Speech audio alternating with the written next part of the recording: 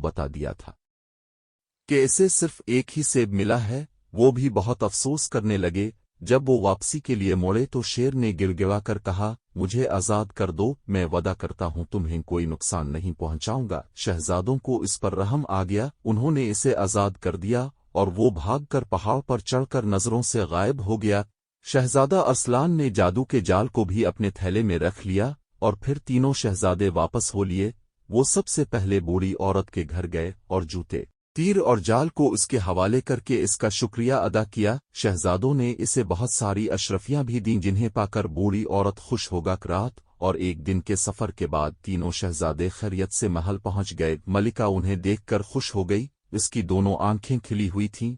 उसने कहा, मैं बहुत खुश हूं, मेरे 6 के 6 शहजादे घर लूट आए। आओ बादशाह की एक आंख बंद थी, वो हैरत से बोला, प्यारी मलिका एक आंख बंद करके देखो। शहजादे तो 3 ही मलिका शहजादों के सही सलामत लूट आने पर बहुत खुश थी, इसलिए बादशाह की बात सुनकर हंस पड़ी और अपनी एक आंख को हाथ से ढांपकर शहजादों को देखने लगी। शहजादा सुल्तान उदासी से बोला, उम्मी हुजूर, वहां दरख्त से हमें सिर्फ एक ही सेब मिला है। कोई बात नहीं, ये सेब बादशाह सलामत खा लेंगे, मैं तो महल ही में रहती हूँ, मुझे 2 नजर आए आचार, कोई फर्क नहीं पड़ता। तमेरी अबुआ हुजूर को तो दरबार लगाना पड़ता है, हुकूमत के काम चलाने के लिए सब लोगों से मलना पड़ता है, वो सेब खाकर ठीक हो जाएं तो बेहतर ही नाओ मलिका, हम इतने खुद गरज नहीं हैं कि हमारी आंखें तो ठीक हो जाएं और हमारी प्यारी मलिका को एक एक के 2-2 नजर आए, हम ये सेब नहीं खाएंगे। इस वक्त शहजादी सुल्ताना वहां आ गई। इसे देखकर मलिका बोली, ना आपकी ना मेरी, ये सेब कौन खाएगा, इसका फैसला हमारी बेटी करेगी। शहजादी सुल्ताना को सारी कहानी का इल्म था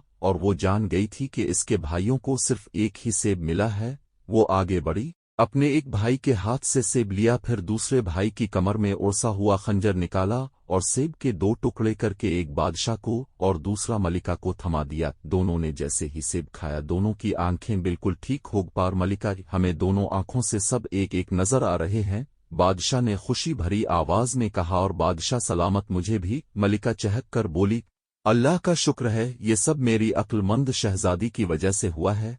शहजादा सुल्तान ने कहा, सेब को आधा आधा करके खुलाने की तरकीब तो हम में से भी किसी के ज़हन में नहीं एक थी। माशा अल्लाह, हमारी बहन तो बहुत अक्लमंद ही, हम बहुत खुश नसीब हैं।